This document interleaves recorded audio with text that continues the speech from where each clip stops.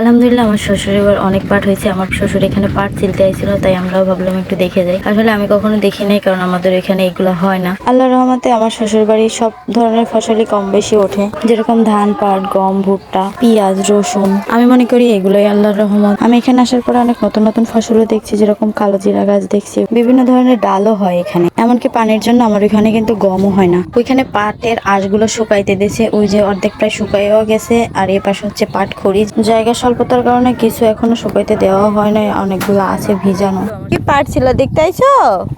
এটি কি তোমার? এটি তোমার? রাগ করেছো ওরে বাবা। বিকেলবেলা দেখলাম যে এখানে মহিলারা ধান লাগাচ্ছে, এরা হচ্ছে সাঁওতাল। এই অঞ্চলে কম বেশি মহিলারা ভালোই কাজ করে। আর এখানে দেখলাম যে বড় বউ মাছ ধরতেছে, মোটামুটি 4টা-5টা পাচ্ছে। আর এই যে আমাদের পাট, যেগুলো এখনো শুকাইতে দেওয়া হয়নি, শুধু ভিজাই রাখা হচ্ছে। সবকিছুর জন্য আল্লাহর কাছে লাখ লাখ শুকরিয়া। কষ্ট করার পর যখন কষ্টের ফল ঘরে আসে, তখন কিন্তু অনেক ভালো লাগে।